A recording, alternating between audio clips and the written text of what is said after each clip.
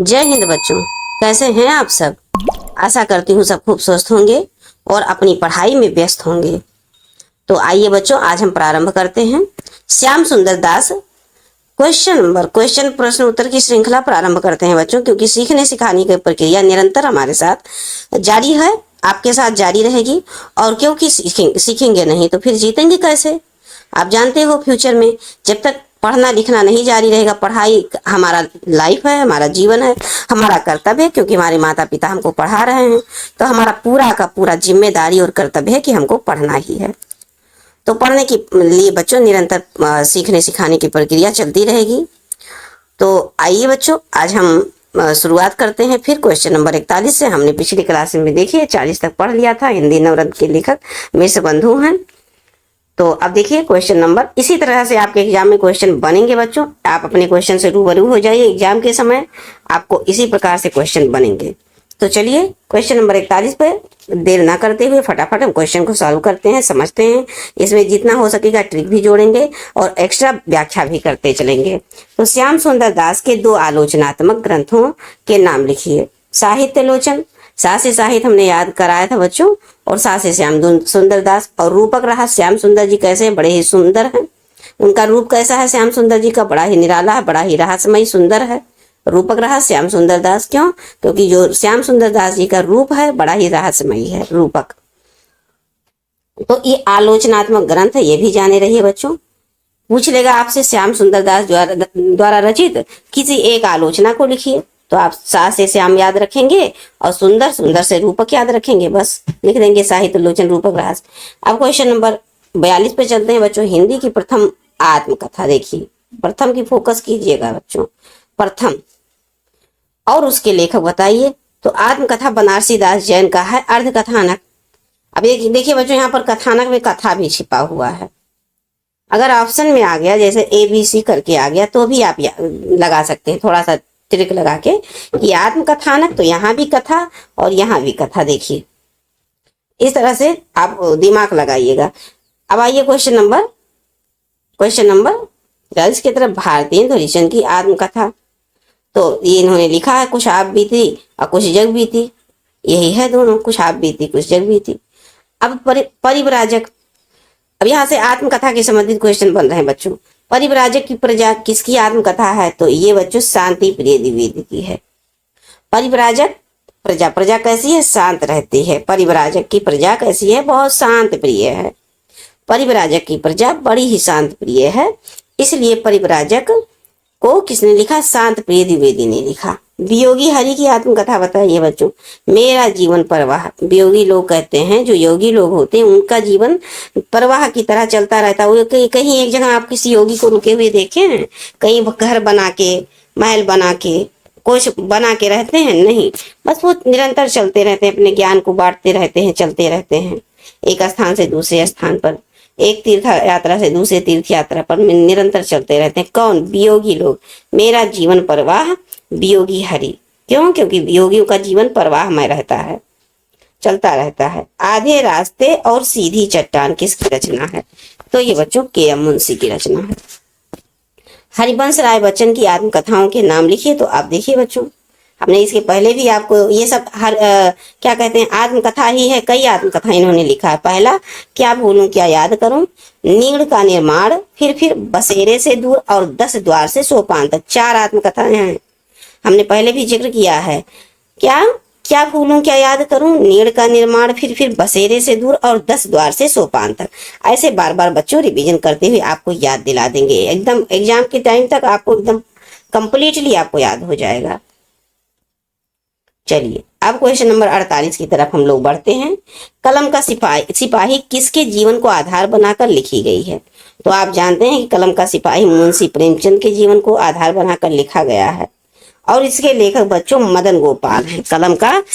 कलम का मजदूर, क्षमा करें बच्चों, कलम का मजदूर क्या कहते हैं, ये मदन गोपाल ने लिखा। देखिए यहाँ से भी पकड़िएगा कि मजदूर और सिपाही, कलम का सिपाही भी है, कलम का मजदूर है।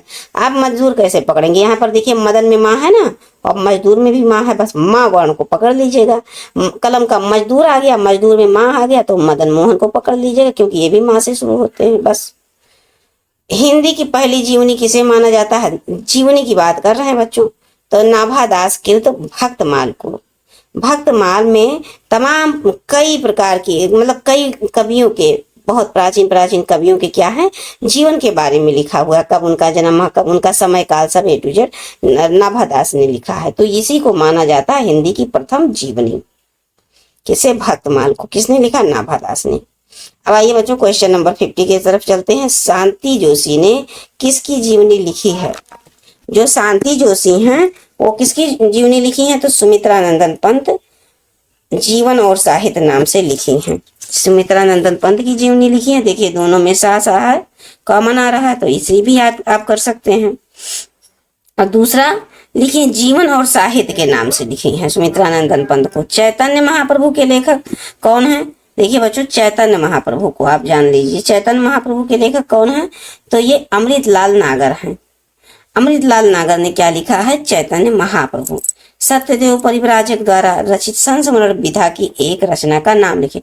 सत्यदेव परिव्राजक हैं, उनके द्वारा क्या संस्मरण विधा की कोई एक रचना लिखिए। तो मेरी कैलाश यात्रा, मेरी कैलाश यात्रा परिव्राजक ने लिखा है। सत्यदेव परिव्राजक ने सत्य सत्य बात लिखी है उन्होंने कैलाश पर। क्यों? क्योंकि कैलाश पर कौन रहते हैं? सत्यदेव रहते हैं, भगवान रहते हैं सत्यदेव। समझ लीजिए देव को भगवान को, जैसे शंकर भगवान को देव, सत्यदेव समझ लीजिए। तो मेरी कैलाश यात्रा सत्यदेव परिव्राजक ने लिखा है। महादेवी वर्मा की 4 संस्मरणात्मक रचनाओं को 4, तो देखिए बच्चों पथ के साथी हैं उनके। महादेवी वर्मा का पहला तो पथ के साथी है, दूसरा अतीत के चलचित्र हैं, और तीसरा स्मृति की रेखाएं, और चौथा आपका स्मारिका है। पथ के साथी, अतीत के चलचित्र, अस्मित और रेखाएं, अस्मृत की रेखाएं और स्मारिका। अब जिन्होंने जीना जाना की रचना है, किसने लिखा? जगदीश चंद्र माथुर ने लिखा।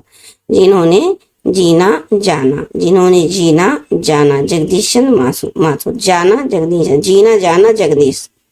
याद कर लीजिए बस बच्चों, यही बस किसी तरह याद होना चाहिए। देखिए जीना जाना जगदीश, जीना जाना जगदीश, जगदीश चंद्र माथुर, जिन्होंने जीना जाना। यहाँ जा का आवृत्ति हुआ है बच्चों, यहाँ जगदीश में भी जा है। सेठ गोविंद दास की 2 संस्मरणात्मक रचनाओं के नाम लिखिए। तो कौन? ये सेठ गोविंद दास की बात है बच्चों, दिमाग में रखिएगा। सेठ गोविंद दास की कौन कौन सी पुस्तक है? तो स्मृति के कण, चेहरे जाने पहचाने, ये 2 सेठ गोविंद दास की संस्मरणात्मक रचनाएं हैं। अब देखिए बच्चों 56 की तरफ, क्वेश्चन नंबर 56 की तरफ हम लोग देखते हैं। देखिए कुछ शब्द कुछ रेखाएं किसकी रचना है? तो विष्णु प्रभाकर के हैं। 57 लोकदेव नेहरू किसकी रचना है? लोकदेव रामधारी सिंह दिनकर की लोकदेव नेहरू। राहुल सांकृत्यायन द्वारा रचित 4 यात्रा वृत्तांत की रचनाओं का उल्लेख कीजिए। राहुल सांकृत्यायन की बात हो रही है बच्चों, तो मेरी लद्दाख यात्रा, मेरी तिब्बत यात्रा, हिमालय परिचय, किन्नर देश में राहुल सांकृत्यायन द्वारा, ये सब किन्नर देश में, और मेरी लद्दाख यात्रा, मेरी तिब्बत यात्रा, हिमालय परिचय, ये सब राहुल सांकृत्यायन की क्या है बच्चों? रचना है। अब आइए क्वेश्चन नंबर 59 पे हम लोग चलते हैं। देवेंद्र सत्यार्थी द्वारा रचित यात्रा वृत्तांत का नाम लिखिए। तो धरती गाती है, थ्योरी में आपको शायद पढ़ाया है हमने। देवेंद्र सत्यार्थी को इनका जो धरती गाती है, इनके यात्रा वृत्तांत है।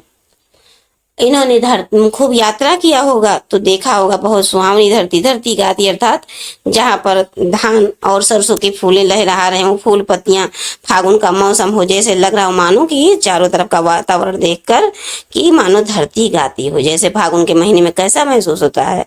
पेड़ों में नई नई पत्तियां निकलने लगती है, फूल से सब पेड़ पौधे लदे रहते हैं, सुगंधित बयार चलती रहती है। तो ऐसे ही लिंक करके बच्चों देवेंद्र सत्यार्थी धरती गाती है। 60 क्वेश्चन नंबर 60। सुबह के रंग यात्रा वृत्तांत के लेखक कौन है? तो सुबह के रंग यात्रा वृत्तांत बच्चों अमृत राय की है। सुबह के रंग अमृत राय। राम वृक्ष बेनीपुरी, तो लाल तारा और माटी की मूर्ति, ये राम वृक्ष बेनीपुरी की है। देवेंद्र सत्यार्थी 2 रेखा चित्र, तो रेखाएं बोल उठी और सौंदर्य बोध। ये दोनों देवेंद्र सत्यार्थी की पुस्तक हैं। अब देखिए बच्चों 63 पे देखते हैं। बुद्ध यात्रा के रचनाकार हैं। बुद्ध यात्रा के रचनाकार धर्मवीर भारती हैं। धर्मवीर भारती बुद्ध यात्रा। शमशेर बहादुर सिंह द्वारा रचित रिपोर्ताज का प्रथम नाम लिखिए, मतलब पहला नाम लिखिए जिसे शमशेर बहादुर द्वारा लिखा गया हो। तो ये देखिए बच्चों, शमशेर बहादुर सिंह द्वारा रचित रिपोर्ताज प्लाट का मोर्चा, ये पहला उपन्यास है कन्हैया शमशेर बहादुर का, प्लाट का मोर्चा। अब कन्हैया लाल मिश्र प्रभाकर को देखिए बच्चों। कन्हैया लाल मिश्र प्रभाकर की किन्हीं 2 रिपोर्ताज और रचनाओं का नाम लिखिए। तो देखिए बच्चों, प्रभाकर का जो 2 रिपोर्ताज है वो एक तस्वीर के 2 पहलू और छड़ बोले कड़ मुस्काए। बार बार रिवाइज करना पड़ेगा बच्चों, बार बार इसे पढ़ना पड़ेगा। एक तस्वीर के 2 पहलू और छड़ बोले कड़ मुस्काए, कन्हैया लाल मिश्र प्रभाकर। अब देखिए बच्चों, लक्ष्मीपुरा किसकी रचना है? तो डॉक्टर शिवदान सिंह चौहान की रचना है। लक्ष्मीपुरा डॉक्टर शिवदान सिंह चौहान की रचना है। अब देखिए बच्चों, थोड़ा सा और रहेगा आज के डेट का। आज हम 70 क्वेश्चन को हल करेंगे। मैं इनसे मिला के लेखक कौन है? मैं इनसे मिला के लेखक पद्म सिंह शर्मा कमलेश हैं। और द्विवेदी पत्रावली का प्रकाशन वर्ष क्या है? तो द्विवेदी पत्रावली का प्रकाशन वर्ष 1959 है। द्विवेदी युग पत्रावली का प्रकाशन वर्ष क्या है? तो द्विवेदी युग का पत्रावली प्रकाशन वर्ष 1954 है। भिक्षु के पत्र किसकी रचना है? देखिए बच्चों, भिक्षु के पत्र तो ये भदंत आनंद कौशल्यानंद है। हमने क्या कहते हैं थ्योरी में एक्सप्लेन किए हैं इसको भी। भिक्षु के पत्र किसकी रचना है? तो बच्चों भदंत आनंद कौशल्यायन की है। अब अंतिम आज का क्वेश्चन बच्चों, पंत के 200 पत्र बच्चन के नाम रचना का प्रकाशन क्या है? तो ये देखिए थोड़ा सा आज के डेट का अंतिम ये क्वेश्चन है बच्चों। पंत के 200 पत्र बच्चन के नाम रचना का प्रकाशन किस वर्ष हुआ है? तो बच्चों ये हुआ है आपके 1971 में। कब हुआ है? 1971 में। ये देखिए, पंत के 200 पत्र बच्चन के नाम का प्रकाशन 1971 में हुआ है। तो अब बच्चों हमारा जो गद्य विधा था आज से समाप्त होता है। हमने प्रश्नोत्तर बहुविकल्पीय भी प्रश्न देखे हैं और लघु उत्तरीय भी प्रश्न हमने देख लिए हैं। अब इसी को बार बार आपको रिवाइज करते रहना है। यदि आप वास्तव में अच्छे अंकों से सफल होना चाहते हैं तो आपको निरंतर पढ़ते रहना है, चीजों को बार बार रिवाइज करते रहना है। आप जब भी नेट मिले आप वीडियो को डाउनलोड कर लीजिए फट से, और उसके बाद उसको 2 से 3 बार 4 बार देख के और फिर उसको कॉपी में कुछ चीजें थोड़ा सा समय दीजिए बच्चों। एक बार अच्छे से कॉपी में उतार लेंगे फिर वो आपकी कॉपी रहेगी। अब फिर उसके बाद आप कॉपी से बार बार रिवाइज करते रहिए सुबह शाम। और देखिए बच्चों, अब हम आपको नेक्स्ट क्लास में देखते हैं जो आपकी पद काव्य है, जो जैसे ये गद्य काव्य था, गद्य विकास, हिंदी साहित्य का गद्य साहित्य का विकास, उसी प्रकार से बच्चों पद्य साहित्य का विकास भी है। तो उसको हम पहले एक बार थ्योरी को पढ़ते हैं, उसमें सारी चीजें दी हुई हैं, उसको हम लोग अच्छे से देख लेते हैं, फिर पढ़ते हैं, समझते हैं, फिर उससे संबंधित थोड़ा बहुत क्वेश्चन भी करेंगे। फिर आगे चलेंगे बच्चों, जो कहानी पाठ हमारे सिलेबस में दिया है उस पाठ को हम पढ़ेंगे, उससे संबंधित क्वेश्चन आंसर फिर साथ में क्वेश्चन आंसर भी करेंगे। जिस तरह हम पद्य को पढ़ रहे हैं, पद्य हमारा लगभग समाप्त होने के समय पे आ गया है और थोड़ा बहुत ही 2-4 एक मुश्किल से 2 से 3 लेसन बचा हुआ है पद्य में। देखते हैं बच्चों 2 से 4 लेसन जो भी है उसको पढ़ाने के बाद फिर हम संस्कृत की ओर बढ़ेंगे, व्याकरण की ओर बढ़ेंगे। इधर हम पद्य काव्य के विकास की ओर बढ़ेंगे, इसको पढ़ाने के बाद फिर इधर आपको पढ़ाएंगे जो पाठ है गद्य विधा में, जो पाठ प्रारंभ है, लेखक का फिर परिचय, साहित्यिक परिचय और संबंधित पाठ को समझाएंगे। उसके बाद उससे संबंधित क्वेश्चन हल करेंगे। इसी तरह से एग्जाम के पहले ही चीजें हमारा लगभग कंप्लीट हो जाएगा और एग्जाम के 1 महीना पहले हम खूब रिविजन, खूब बार बार आपको लिखवा देंगे, बार बार क्वेश्चन आंसर करवा देंगे और थोड़ा हैंड राइटिंग में लिख के आपको दिखा देंगे कि कैसे जीवनी को लिखना है। और तमाम थोड़ी विधाएं हैं और उधर आपका आ जाता है जो कथानक वस्तु जो कहानियां हैं उसमें से भी कुछ कुछ क्वेश्चन बनते हैं, तो उसको भी हम आप लोगों को करवा देंगे। मतलब पूरा A to Z सिलेबस आपके एग्जाम तक कंप्लीट होगा। तो अब आइए बच्चों, इन वाक्यों के साथ हम चीज़ों आपको आज का वीडियो समाप्त करते हैं। अगर आपको हमारा ये क्लास, ये प्रयास हमारा समझ बहुत अच्छा लग रहा हो तो आप कमेंट अवश्य करें, क्योंकि बच्चों आपके कमेंट से हमको एनर्जी मिलती है और अच्छा प्रयास करके और अच्छे से पढ़ाने का जो साहस होता है, वो हिम्मत हमारे अंदर बढ़ती है, क्योंकि आप ही हमारी हिम्मत और साहस हैं बच्चों। तो इन वाक्यों के साथ वीडियो हम समाप्त करते हैं और आपको मिलते हैं नेक्स्ट क्लास में नेक्स्ट लेक्चर के साथ। जय हिंद बच्चों।